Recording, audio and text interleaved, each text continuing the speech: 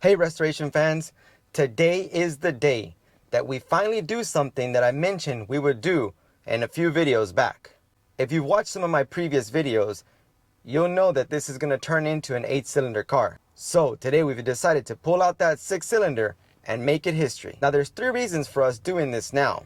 1, we want to save our engine guy some time for when he drops in the 8-cylinder. 2, we want to get around to painting the undercarriage. And as some of you know, motors and transmissions, they take up a lot of space and it's hard to work around.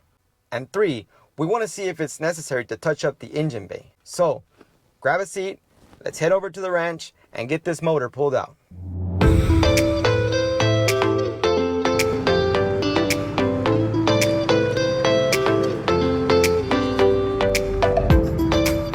We just made it to the ranch. Let's go see what they've done so far. So it looks like all the radiator fluid's out? Yeah, most of it's out. After I get out the radiator,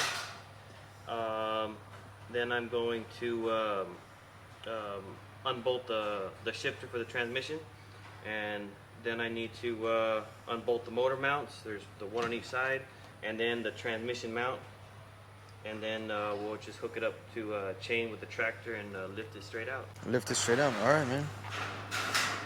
Well, let's see how far it gets and how easy it is. I think it's gonna be fine. Unless you want us to do it like they did the Dodge, and we just cut it right here with the Sawzall. What do you think, Billy? Should we do that? Just cut the front off? Just cut that motherfucker. Okay. What they do, instead of us bolting it, they just cut the freaking thing right out like that. And that's it. Yeah. And just bring it straight out. Yeah.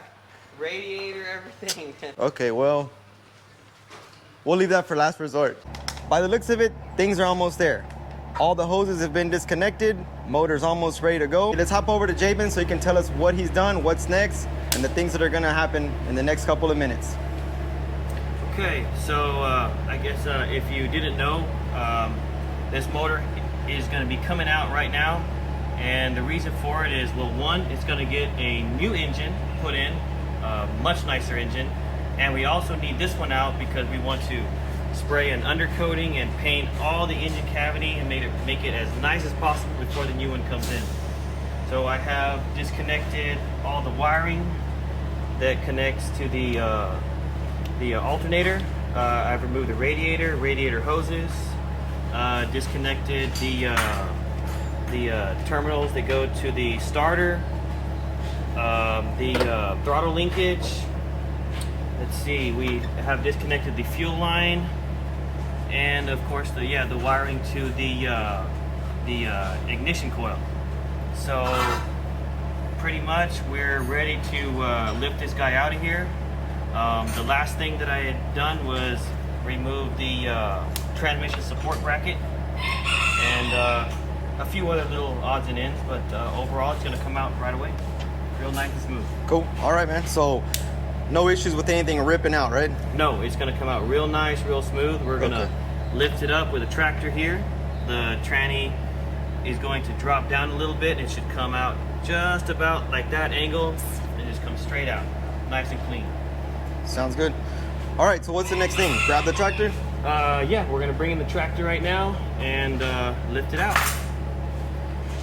All right, guys, tractor's next. After that, motor will be out of the car and we're good to go.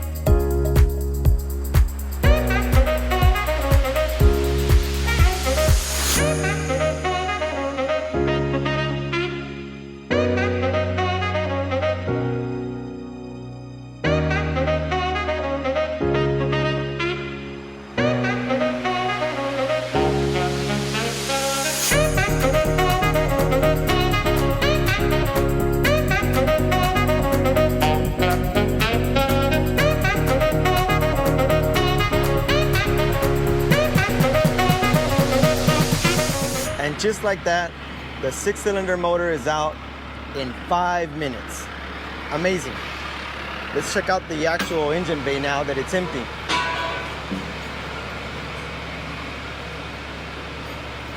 Almost looks like a surgery took place. And I say that because of all this red stuff down here. So as you saw, the transmission was leaking the oil as it was coming out. That's why we have that. But now that this engine is out, we can move on to the next step of finally putting in that 8-cylinder. Let's hop on over and check that 6-cylinder out.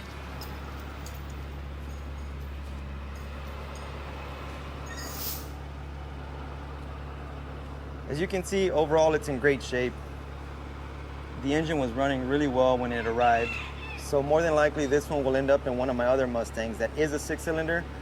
And when that happens, and you guys join us on the videos, you'll definitely get to see how that goes back into a Mustang. Next on the list of things to do is address the undercarriage. As you can see here, one of the main reasons that we removed the motor was to be able to get all this properly painted. And we're also gonna have to go over the engine bay and maybe touch that up as well. It's really dirty, but after we clean it up, we'll see what we have to do. Thanks for tuning in. If you found this video useful, do me a favor, hit the like button. If you haven't subscribed already, do so you don't miss out on all the upcoming things that are happening with this Fastback. Also check out the Restoration 101 video, which will let you know what we have planned. Guys, as always, I appreciate your time. Thanks for watching. Have a great one.